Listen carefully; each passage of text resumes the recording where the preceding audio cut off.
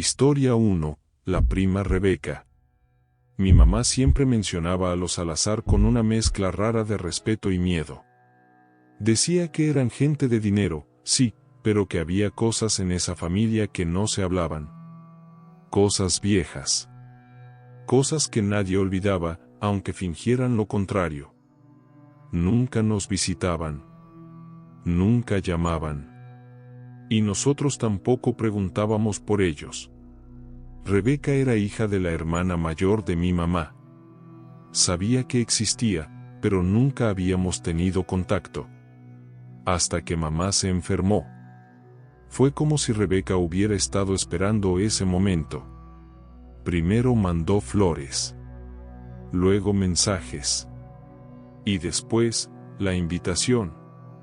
Dijo que entendía mi dolor. Que estar sola no ayudaba. Que su casa, allá en el norte de Jalisco, era tranquila, amplia, rodeada de naturaleza. Que me haría bien salir de la ciudad. Al principio dudé. Pero después del funeral, todo en el departamento se volvió irrespirable. La ropa de mi madre, el olor en las almohadas, el silencio. Me dolía el cuerpo de tanto llorar. Acepté sin pensar mucho. Hice una maleta con lo básico y tomé el camión al día siguiente. La hacienda estaba lejos de todo. Al bajar, un chofer me recogió sin decir palabra. El camino era de tierra, rodeado de nopales y cercas oxidadas. Al fondo, la casa blanca, enorme, con arcos y ventanas cerradas. No parecía abandonada, pero tampoco viva. Rebeca me estaba esperando en la entrada. Estaba arreglada, como si fuéramos a un evento. Vestido claro, el cabello perfectamente recogido, las uñas sin una sola falla. Me abrazó sin fuerza y me dio la bienvenida como si nos conociéramos desde siempre. La casa era silenciosa. No había televisión, ni señal en el celular. Rebeca decía que allá se vivía diferente. Que el ruido solo traía enfermedad. Las paredes eran blancas, pero frías. Todo olía a incienso seco y a flores que ya se estaban pudriendo. Pasamos los días sin hablar mucho. Ella me servía té de hierbas y me dejaba libros viejos junto a la cama. Siempre sabía dónde estaba y lo que necesitaba. A veces pensaba en irme, pero el cansancio me pesaba. Me sentía como flotando, sin saber si era por tristeza o por otra cosa. Una noche me dejó una túnica doblada sobre la cama. Dijo que al día siguiente habría una reunión especial. Que todos vestirían de blanco. Que era importante. No me explicó más. Y yo no pregunté. La mañana siguiente me desperté con un zumbido raro en los oídos. Afuera, todo estaba en silencio. Me puse la túnica blanca sin pensar demasiado. Me sentía desconectada, como si todavía estuviera dormida. Al salir del cuarto, Rebeca ya me estaba esperando en el pasillo. Llevaba la misma túnica, pero la de ella tenía bordados rojos en las mangas. Caminamos sin decir palabra hasta el fondo de la casa. Una puerta que antes siempre estaba cerrada ahora estaba entreabierta. Detrás, unas escaleras de piedra bajaban hacia un sótano amplio. Había velas encendidas, figuras dibujadas en el piso, una mesa cubierta con telas oscuras. Todo olía a humo, a tierra mojada y a algo más, algo metálico. Había más personas. No las conocía. Todas vestidas igual. Rostros serios, algunos con los ojos cerrados. Rebeca me tomó del brazo y me guió al centro del círculo. Me colocó frente a la mesa y me indicó que me quedara quieta. Después, comenzó a hablar en voz baja, en un idioma que no entendí. Las demás personas la imitaban, murmurando como si rezaran. Sentí que el aire cambiaba. Que algo se movía, aunque nadie se hubiera acercado. Quise salir, pero mis piernas no respondían. Algo dentro de mí sabía que no debía moverse. En un momento, una mujer entró al cuarto cargando algo envuelto en mantas. Lo colocó sobre la mesa. Rebeca levantó el paño. Debajo, un animal pequeño, un cordero, o algo parecido, respiraba con dificultad. Estaba amarrado, débil, pero vivo. Rebeca tomó un cuchillo del altar y lo pasó por encima del cuerpo como si lo estuviera bendiciendo. Después, lo hundió. El sonido fue seco. El animal no chilló. Solo se retorció unos segundos y quedó inmóvil. La sangre cayó sobre el piso, formando líneas que se extendían hasta donde Yu estaba. Sentí el calor en los pies. El olor era fuerte, dulce y ácido a la vez. Alguien apagó una de las velas. Otra persona comenzó a cantar, suave, sin melodía clara. Rebeca cerró los ojos y levantó los brazos, manchados hasta los codos. Yo no me movía. No podía. Sentía que si decía algo, se rompería un equilibrio que no entendía. Todos parecían estar en trance. Nadie me miraba, pero sabían que yo estaba ahí. Que era parte. Que no podía irme. Cuando el ritual terminó, Rebeca me llevó de vuelta al cuarto sin decir una palabra. Cerró la puerta por fuera. Me miró antes de irse. Su rostro no tenía expresión, pero sus ojos brillaban como si hubieran visto algo que yo no. Esa noche, no dormí. Los días siguientes pasaron como si todo fuera normal. Rebeca actuaba igual que antes. Me servía el mismo té, me dejaba libros en la cama, me preguntaba si había dormido bien. Pero yo ya no era la misma. Algo dentro de mí se había quebrado. Intenté convencerme de que lo que vi no era real. Que era una ceremonia simbólica. Que no entendía sus costumbres. Pero cada vez que cerraba los ojos, veía el cuchillo, la sangre, el rostro de Rebeca cubierto de calma. El olor no se me iba. Se había quedado en mi nariz, en mi ropa, en mi piel. Empecé a buscar la forma de irme. Pero el teléfono no tenía señal. Le pedí al chofer que me llevara al pueblo más cercano, pero me dijo que necesitaba autorización de Rebeca. Quise salir caminando por el sendero de tierra, pero los portones estaban cerrados con candado. Una tarde, vi a Rebeca hablando con una mujer mayor. No pude escuchar lo que decían, pero algo en sus gestos me inquietó. La mujer sostenía una caja envuelta en trapos. Cuando me vio, bajó la mirada y se fue por la parte trasera de la hacienda. Nunca supe quién era. La sensación de encierro se volvió física. El pecho apretado. Los hombros tensos. Dormía poco. Soñaba con pasillos largos y puertas que no abrían. Y siempre, al fondo, la mesa. El altar. Esa noche me desperté con un sonido seco, como si algo hubiera caído en el pasillo. Me levanté sin hacer ruido. La puerta que llevaba al sótano estaba entreabierta. Desde ahí, salía un olor a cera derretida y humo húmedo. No bajé. Me quedé en lo alto de las escaleras, sintiendo que si daba un paso más, no podría volver. Regresé al cuarto y empujé el ropero contra la puerta. Me senté en la cama, con las luces apagadas, esperando que amaneciera. No cerré los ojos ni un segundo. Sentía que algo se movía dentro de la casa. Como si respirara por sí sola. Al día siguiente, Rebeca me llevó el desayuno como si nada. Dijo que me veía cansada, que tal vez era el clima, que necesitaba descansar más. Asentí sin decir palabra. No tenía energía para discutir. Solo quería irme. Esa misma tarde llegaron dos personas que no conocía. Un hombre y una mujer mayores, bien vestidos. Hablaron con Rebeca en la terraza. Yo los observaba desde la ventana del pasillo. El hombre me vio por un instante. No dijo nada, pero su expresión fue seca, firme. Como si supiera exactamente quién era yo y por qué estaba ahí. 3 días después, Rebeca me avisó que el chofer me llevaría de vuelta al pueblo. Dijo que mi estancia había terminado. No explicó más. Solo me abrazó con esa misma calma que tenía desde el primer día. Guardé mis cosas rápido. Al cerrar la maleta, noté que alguien había doblado mi ropa con demasiada perfección. No recordaba haberlo hecho así. También encontré un pequeño frasco de vidrio, envuelto en tela blanca, guardado entre los pantalones.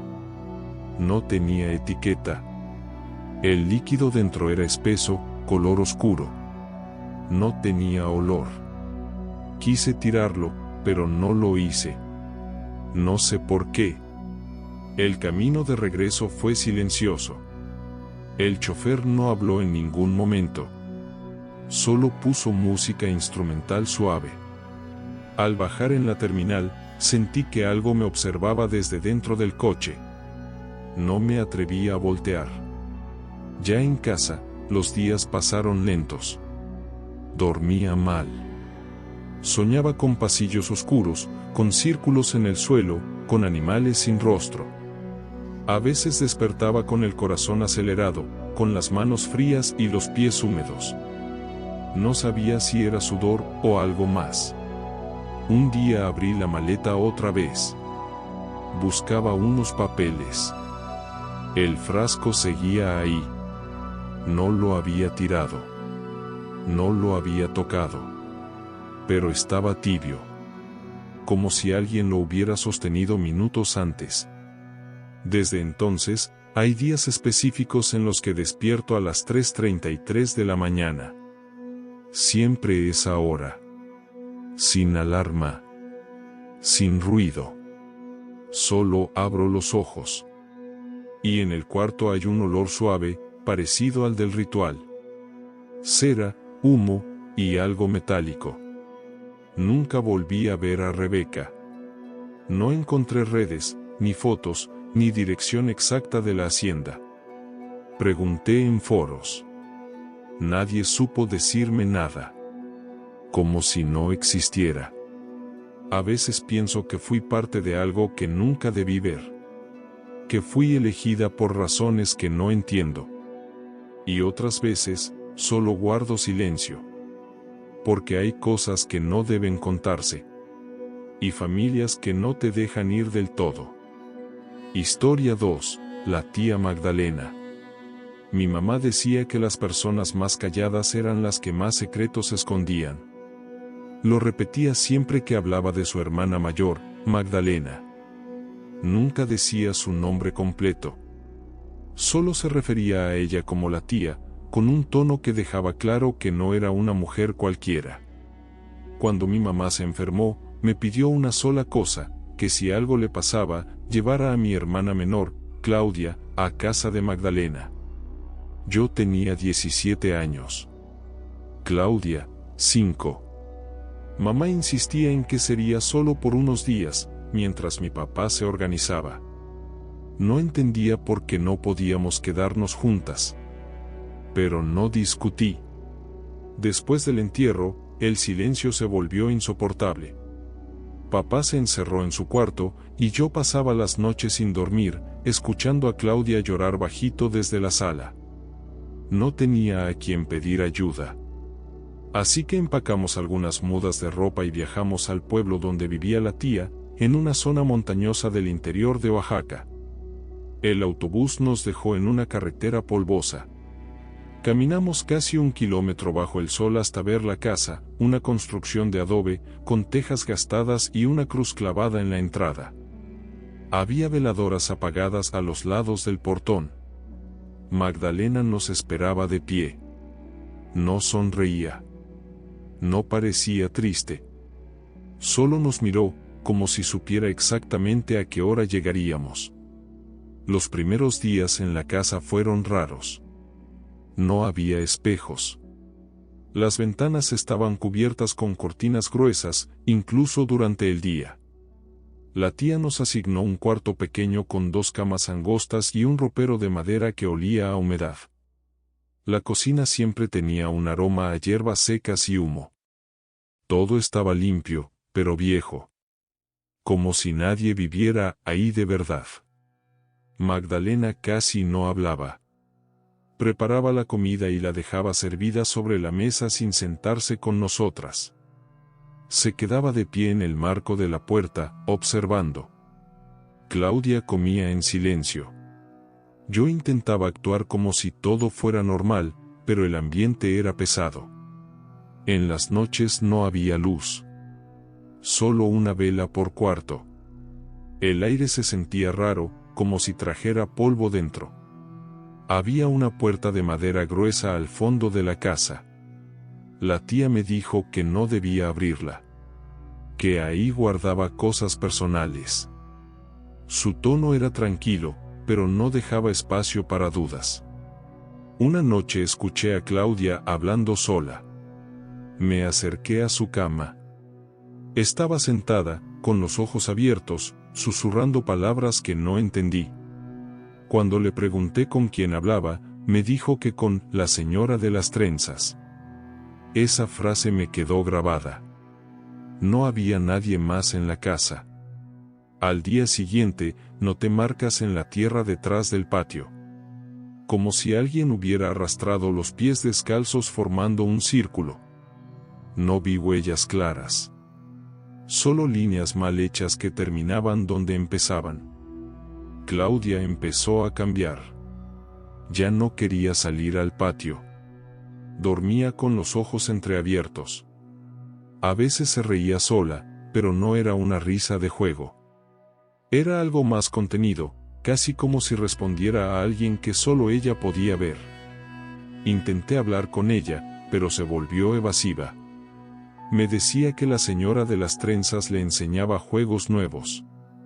Que no podía contarme lo que hacían porque era un secreto. Sus dibujos también cambiaron. Ya no eran flores ni casas. Ahora eran círculos torcidos, caras sin ojos, figuras con cuernos y líneas rojas cruzadas por el centro. Una tarde encontré tierra dentro de su cama. Como si hubiera estado caminando descalza afuera y se hubiera acostado sin limpiarse. Pero sus pies estaban limpios. Y las huellas en el piso no eran suyas. Le pregunté a la tía si Claudia estaba actuando raro. Me dijo que no. Que estaba bien. Que algunas niñas tenían la sensibilidad abierta y que no debía preocuparme. Lo dijo mientras picaba cebolla como si hablara del clima. Esa noche, Claudia se orinó en la cama. Se despertó llorando, temblando, diciendo que había visto a mamá parada en la esquina del cuarto. Pero no lloraba por tristeza. Era terror. Empecé a desconfiar de todo. Revisé el cuarto. Busqué entre los cajones del ropero. Empujé el mueble contra la pared y noté que detrás había una pequeña puerta de madera encajada en la esquina, oculta por una manta clavada con tachuelas. La abrí. Bajaba al sótano que la tía había prohibido. Esperé a que Magdalena saliera al mercado para bajar. La escalera era angosta y vieja. Olía a tierra encerrada y grasa quemada. Al fondo, el cuarto estaba lleno de frascos con líquidos oscuros, huesos amarrados con hilos, veladoras a medio derretir. En una esquina, una especie de altar hecho con fotografías antiguas y muñecas de trapo clavadas con alfileres. En el centro, un diario envuelto en tela roja. Lo abrí. Estaba lleno de anotaciones. Nombres, fechas, dibujos de símbolos extraños. Había listas de niños. Algunos estaban tachados. Otros tenían frases al lado como muy débil, cerrado o potencial fuerte. Claudia aparecía al final. No con su nombre completo. Solo C. Volví a cerrar todo como estaba y subí corriendo. Esa noche, No pude dormir. Me senté frente a la puerta con una vela encendida en la mano, esperando a que algo pasara. Pero nada se movió. El silencio era total. Al amanecer, fui al cuarto de Claudia. No estaba. Busqué a Claudia por toda la casa. La cocina, vacía. El baño, sin rastro. Grité su nombre, pero el eco fue lo único que respondió. Corrí al patio. La tierra estaba removida. Las marcas de los círculos se habían multiplicado, como si muchas personas hubieran estado caminando en espiral. Me lancé hacia la puerta del sótano. Estaba abierta. Bajé sin pensar. Adentro, las velas estaban encendidas. El aire era más denso que antes. Claudia estaba en el centro del cuarto, parada frente al altar. Llevaba puesta una bata blanca que no era suya. Tenía los ojos abiertos, pero no me miraba. La tía Magdalena estaba de rodillas, murmurando algo con los ojos cerrados. Tenía un cuchillo pequeño en la mano, como los de cocina, pero más gastado. Cuando escuchó mis pasos, levantó la cabeza. No se sorprendió. Solo me dijo que era tarde. Que no debía interrumpir. No respondí. Fui directo hacia Claudia. La tomé en brazos. Su cuerpo estaba helado. Magdalena se levantó de golpe, pero no me siguió. Me miró desde el rincón con una mezcla de rabia y resignación. Detrás de ella, el altar comenzaba a gotear cera negra. Corrí escaleras arriba. Las luces parpadeaban aunque no había electricidad. Abrí la puerta de la calle con fuerza. Afuera, el sol apenas salía. El cielo estaba nublado, y el camino de tierra parecía más largo que antes. Corrí hasta la carretera con Claudia en brazos. Ella no decía nada. No lloraba. Solo respiraba despacio, como si despertara de un sueño. Después de casi media hora caminando, un camión de carga se detuvo. No expliqué nada. Solo subimos. En la ciudad, fui directo a casa de una tía lejana. Le dije que había tenido problemas con Magdalena. Que necesitábamos quedarnos unos días. Nunca entré en detalles. No hubiera sabido por dónde empezar. Pasaron 2 semanas. Claudia empezó a hablar de nuevo, pero evitaba ciertos temas. No quería dormir con la luz apagada. No toleraba velas. Decía que algunas canciones le dolían en la cabeza, aunque nadie estuviera cantando. La llevé al médico. Todo salió normal. Un día, mientras arreglaba su ropa, encontré algo en su maleta. Un listón rojo con un símbolo bordado a mano. El mismo que vi en el diario de Magdalena. Lo quemé en el patio sin que Claudia me viera. Las llamas salieron verdes por un segundo. Luego se apagaron. Desde entonces, cuando Claudia se enoja, las luces de la casa parpadean. Y a veces, cuando se queda sola en un cuarto, se ríe. Pero no es su risa. Historia 3, la tía Carmen. Después del funeral de mamá, todo cambió. La casa se volvió un lugar vacío, con olores que no se iban y cuartos que nadie quería abrir. Papá dejó de levantarse temprano. Dejaba las luces encendidas toda la noche, bebía en silencio y se le olvidaban las cosas. Mi hermano Mateo, con solo 7 años, dormía conmigo porque decía que la cama le quedaba grande sin mamá. Una semana después, papá nos dijo que no podía cuidarnos. Sus palabras fueron arrastradas, como si le dolieran. Dijo que no era para siempre, que solo necesitaba tiempo para acomodarse, y que nos mandaría con su tía Carmen, allá en Michoacán, donde el aire era limpio y la gente vivía en paz. Yo tenía 15. No entendía por qué no podíamos ficar juntos, pero no dije nada. Solo me ocupé de guardar la ropa de Mateo y asegurarme de llevar la foto vieja de mamá. La carretera era larga, llena de curvas, y el calor nos pegaba en la cara como si quisiéramos volver. Cuando bajamos del camión, nadie nos esperaba. Caminamos por una vereda de tierra, y al fondo, entre árboles secos y cercas bajas, vimos la casa. De lejos parecía abandonada, con las paredes manchadas por el sol y una cruz de hierro clavada en la entrada. La tía Carmen salió del umbral como si ya supiera que estábamos ahí. Llevaba un vestido oscuro hasta los tobillos y un pañuelo cubriéndole el cabello. Nos miró sin expresión, como si fuéramos parte de una rutina conocida. Dijo que entráramos, que no podíamos quedar mucho tiempo afuera. Hacía calor, pero dentro de la casa el ambiente era frío. Nos llevó a un cuarto pequeño, con 2 camas separadas, una mesa de madera, y una imagen de la Virgen colgada justo encima de la puerta. Dijo que tendríamos que rezar todas las noches, que ahí no se comía después del atardecer, y que los días de silencio eran sagrados. Durante las primeras noches, me pareció que Carmen era solo estricta. No gritaba, no golpeaba, pero imponía reglas con una firmeza que se sentía en el cuerpo. Nos despertaba antes del amanecer para rezar. No había tele, ni radio. Solo un libro de oraciones y una vela encendida frente a un altar improvisado con flores secas. Mateo empezó a extrañar a mamá. Lloraba bajito y me pedía dormir abrazado. Carmen lo miraba sin acercarse, sin consolarlo. Solo decía que el llanto debilitaba el alma.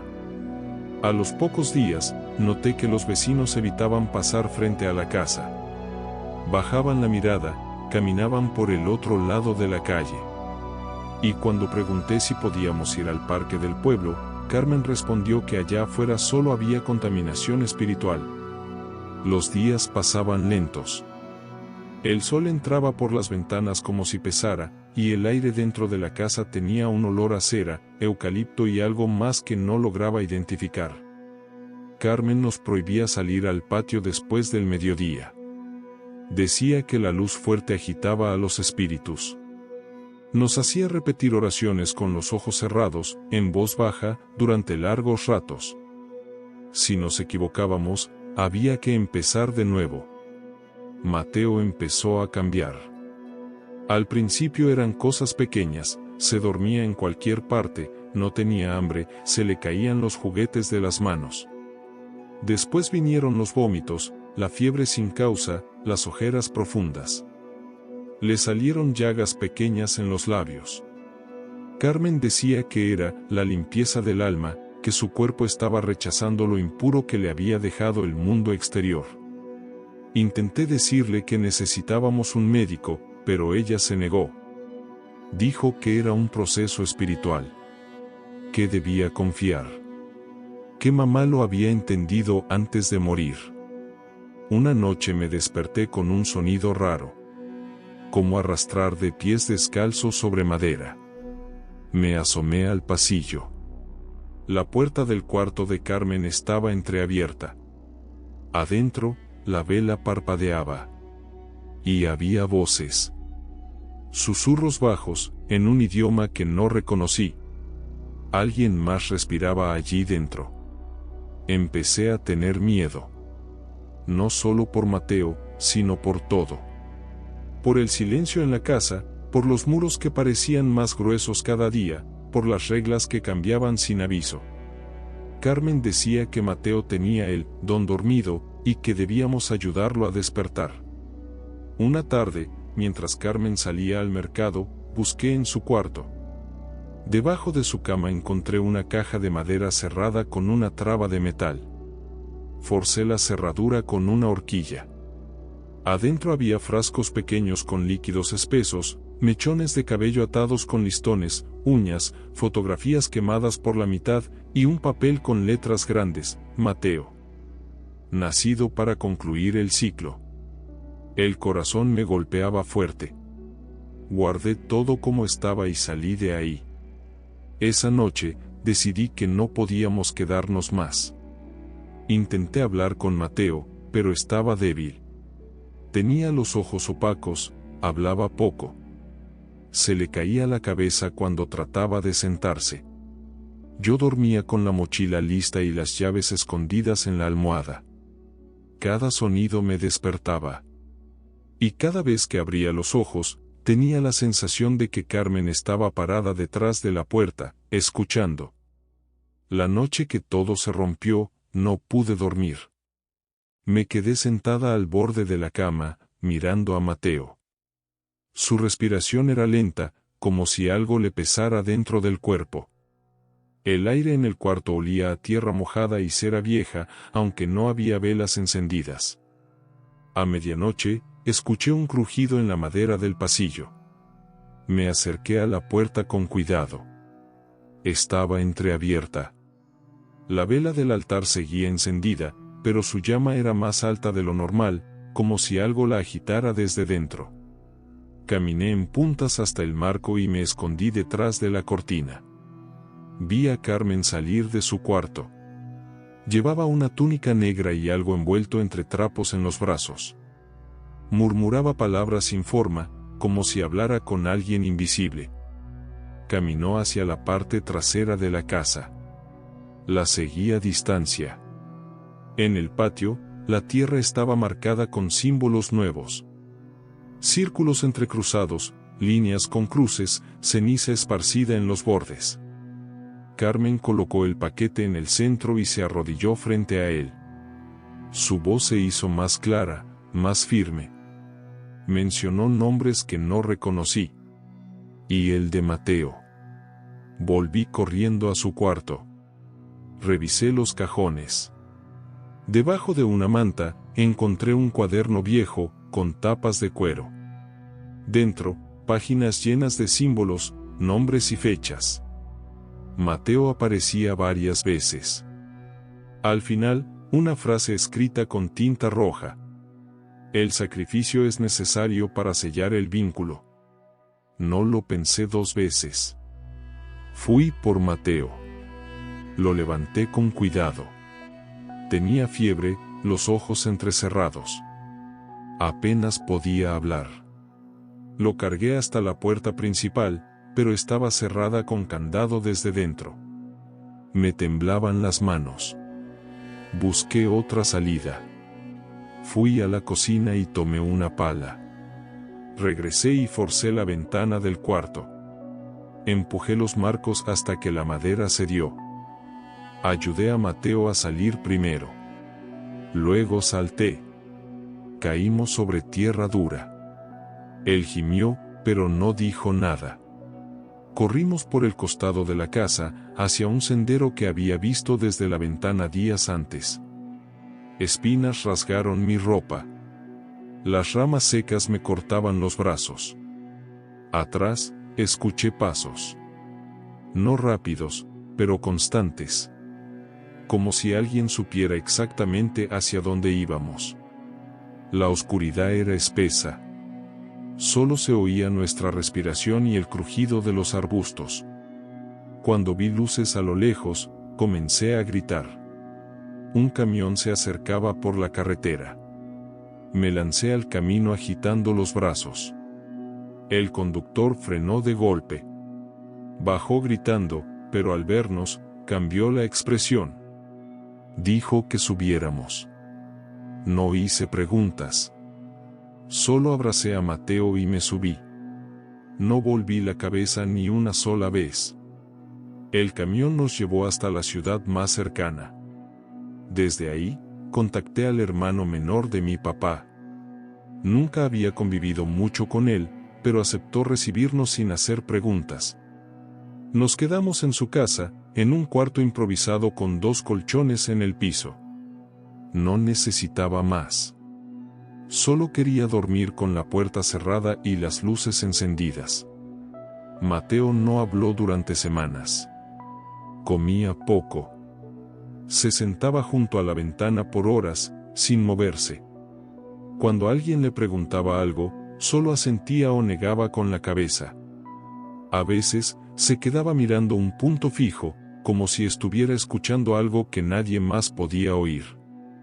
Yo también cambié. Ya no confiaba en la gente. Evitaba espejos. Saltaba con ruidos suaves. Tenía miedo de dormir. Miedo de cerrar los ojos y verla. No a Carmen, sino a lo que había dentro de ella. Una noche, mientras organizaba la ropa de Mateo, encontré algo escondido entre sus camisas, un rosario negro, con cuentas hechas de algún material raro. No era plástico ni madera. Colgando, en lugar de cruz, había un pequeño saquito de tela cosido a mano. Cuando lo abrí, encontré un mechón de cabello. Y un papel doblado con una sola palabra escrita en lápiz: obedecer. Lo quemé en el patio a las 3 de la mañana. Las llamas subieron rápido, y durante unos segundos, el fuego cambió de color. Verde.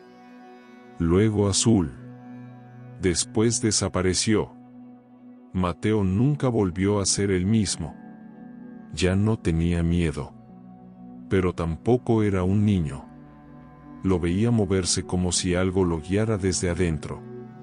Dormía profundamente, sin moverse. Pero al despertar, decía frases que nadie le había enseñado. Una vez lo escuché murmurar en voz baja mientras dibujaba círculos con un lápiz en la pared. Intenté llevarlo a un psicólogo. No sirvió. Dijo que era trauma, que necesitaba tiempo. Pero algo dentro de mí sabía que no era solo eso. A veces, al pasar por la cocina, encuentro ceniza junto a la estufa, aunque nadie ha cocinado. Oigo golpes suaves detrás del armario. Encuentro cruces dibujadas con crayón detrás de las cortinas. Y Mateo, siempre en silencio, siempre calmado. Una tarde me preguntó si la tía Carmen ya estaba muerta. Le dije que no lo sabía. No había vuelto a saber nada de ella. Él solo sonrió. Una sonrisa breve, torcida. Esa noche, soñé con la casa. La cruz de hierro seguía clavada en la entrada. Pero las ventanas estaban abiertas. Y alguien me esperaba en el patio. Desde entonces, dejo la luz del pasillo encendida. Y cuando Mateo ríe mientras duerme, no me atrevo a despertarlo. Historia 4. Ángela, la hija que nunca me quiso. Cuando me casé con Fernando, pensé que lo más difícil ya había pasado. La enfermedad, el divorcio, el cambio de ciudad, todo eso me había enseñado a ser fuerte. Nunca imaginé que lo más complicado sería convivir con una adolescente silenciosa de 15 años. Ángela era la hija de su primer matrimonio. Vivía con Fernando desde los 8. La madre había desaparecido del mapa. No sabíamos si por distancia emocional o por elección. Nunca pregunté demasiado. Sentía que eso era territorio de ellos. Nos mudamos a la casa donde Ángela ya vivía. Una casa grande, con paredes de ladrillo y un patio trasero que parecía abandonado. Me asignaron una habitación en el segundo piso, junto al estudio. Ángela tenía su propio cuarto al fondo del pasillo. Nunca cerraba la puerta, pero tampoco dejaba que nadie entrara. Los primeros días fueron educados. No hubo gritos. No hubo reclamos. Pero tampoco hubo contacto real. Ángela me miraba como si yo fuera una visita que tardaba demasiado en irse. Intenté acercarme. Preparaba el desayuno antes de que ella bajara. Dejaba pequeñas notas en la cocina. Le ofrecía ayuda con la escuela. Nunca respondía de forma grosera, pero sus ojos siempre se mantenían fijos, duros, como si detrás hubiera una barrera que no pensaba bajar. Con Fernando todo parecía normal. Él decía que solo era cuestión de tiempo, que Ángela tenía una forma muy suya de procesar los cambios. Que debía tener paciencia. Que no lo tomara personal. Empezaron a pasar cosas pequeñas. Cosas que no podía explicar. Ruidos por la noche. Objetos movidos del lugar. El despertador que sonaba a horas distintas, aunque yo no lo tocaba. Una vez, el retrato de nuestra boda apareció boca abajo sobre la mesa del comedor. No le dije nada a Fernando. No quería parecer paranoica. Pero empecé a sentir que alguien me estaba observando cuando me cepillaba el cabello, cuando me bañaba, cuando estaba sola en la casa. Y siempre que volteaba, Ángela estaba cerca. Una tarde, encontré a Ángela en el patio trasero. Estaba descalza, parada frente a un rincón donde las hojas secas se acumulaban desde hacía meses. No hacía nada. Solo estaba ahí, con los ojos cerrados y las manos cruzadas detrás de la espalda. Cuando me vio, simplemente se dio la vuelta y entró, sin decir una palabra. Esa noche tuve un sueño extraño. Veía mi reflejo en un espejo, pero no se movía igual que yo. Había un segundo de retraso. Como si fuera otra versión de mí misma, más lenta, más fría. Al despertar, el espejo del baño tenía una marca de mano que no era mía. Comencé a notar patrones. Ruidos en las paredes. Sombras que se movían en los bordes del cuarto. Ángela desaparecía por horas dentro de la casa, y cuando volvía, traía los zapatos manchados de tierra. Encontré velas quemadas detrás del horno. Un cuaderno viejo, con páginas arrancadas, en la parte baja del closet. Quise hablar con Fernando, pero me interrumpió antes de empezar. Dijo que estaba tenso por el trabajo, que no quería problemas, que confiaba en su hija. Ángela empezó a tocar música instrumental desde su cuarto. Siempre la misma melodía, lenta, repetitiva, con notas que bajaban de tono como si se estuvieran apagando. La dejaba sonar durante horas. Algunas noches la apagaba a mitad de la madrugada. Otras, la dejaba encendida hasta el amanecer. Me despertaba cansada, con dolor de espalda, la boca seca, y una sensación de angustia que no podía ubicar. En la cocina, los cuchillos aparecían fuera del cajón. Las plantas que había traído del departamento se marchitaban una tras otra, aunque yo juraba haberlas regado. Un día, mientras limpiaba, encontré una figura hecha con hilos trenzados debajo de mi almohada. Era pequeña, como una muñeca sin rostro. La llevé al estudio y la guardé dentro de una caja. No dije nada. Pero esa noche, tuve otro sueño. Escuchaba una respiración cerca de mi oído. Me volteaba, pero no había nadie. Al despertar, tenía tierra en los pies.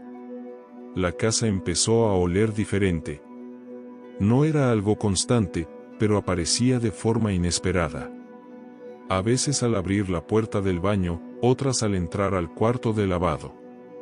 Era un aroma entre incienso y carne cruda. Me revolvía el estómago. Una tarde, al regresar de hacer compras, encontré la puerta del cuarto de Ángela abierta.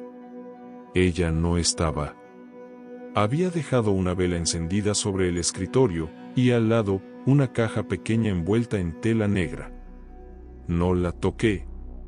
Me quedé mirándola unos segundos. El aire dentro del cuarto era denso, más frío que el resto de la casa. Esa noche, escuché pasos en la escalera. Pensé que Fernando se había levantado, pero cuando me asomé al pasillo, él seguía dormido. Los pasos seguían bajando. Fui detrás. Las luces estaban apagadas. En la sala, no había nadie. Volví a subir. Y al pasar frente al cuarto de Ángela, escuché algo. No una voz, sino un susurro. Como si alguien hablara entre dientes. Me acerqué. La puerta estaba cerrada, pero no con seguro. Coloqué la oreja. Del otro lado, alguien murmuraba mi nombre. A la mañana siguiente, encontré un símbolo pintado con tierra en el piso del baño. Era un círculo con 3 líneas cruzadas en el centro. Intenté limpiarlo, pero la marca no se iba con agua. Usé cloro. Rasqué con esponja. Solo se desvaneció cuando lo cubrí con una toalla. Decidí hablar con Fernando. Le conté todo, los ruidos, los objetos, los símbolos, la muñeca. Me miró con incredulidad. Me preguntó si estaba tomando los medicamentos para dormir. Le dije que sí. Me pidió que descansara. Que quizá estaba estresada por la mudanza. No me creyó. O no quiso hacerlo. Esa noche, al entrar a mi cuarto, encontré el espejo del closet cubierto con una sábana. No lo había puesto yo. Cuando la quité, vi que mi reflejo tenía una marca en el cuello que no estaba en mi piel. Una línea delgada, como un corte. Me fui a dormir con la luz encendida. A medianoche, escuché la música otra vez. Pero esta vez, no venía del cuarto de Ángela. Venía desde el patio. Me levanté, miré por la ventana. Ángela estaba ahí.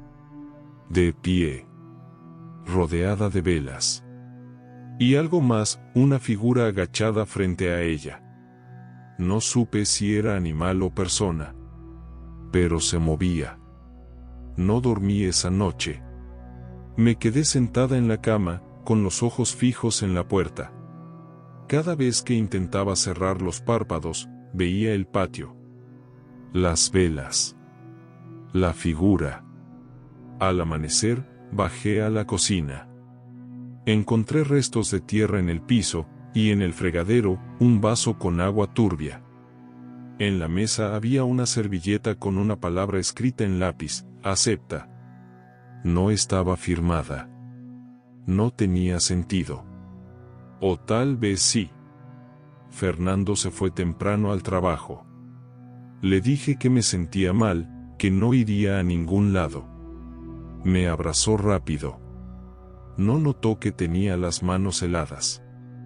Esa tarde, busqué en el cuarto de Ángela. Abrí cajones, moví libros, revisé debajo de la cama. Encontré una libreta envuelta en tela negra. Dentro, hojas con símbolos, fechas, palabras en un idioma que no entendía. Y nombres. El mío escrito varias veces, con letras cada vez más pequeñas. En la última página. Ya casi. Al anochecer, me encerré en mi cuarto. Pero la puerta se abrió sola después de medianoche. No había viento. No había nadie. Solo la música, otra vez. Sonando desde dentro de la casa. Fernando me encontró al día siguiente en el pasillo, temblando. Dije que quería irme, que no podía más. Me miró confundido. No entendía. Me pidió que me calmara. Que lo estaba imaginando. Pero mis manos sangraban de tanto rascar la marca del cuello que ya no era solo reflejo.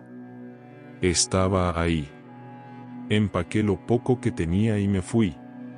No supe si fue una huida o un abandono. Ángela me miró desde la ventana mientras el taxi se alejaba. No movió la mano. No cambió la expresión. Solo observó. Volví a vivir Socina. Pero nunca volví a dormir tranquila. A veces, las luces parpadean sin razón. A veces, encuentro tierra en mis zapatos aunque no haya salido.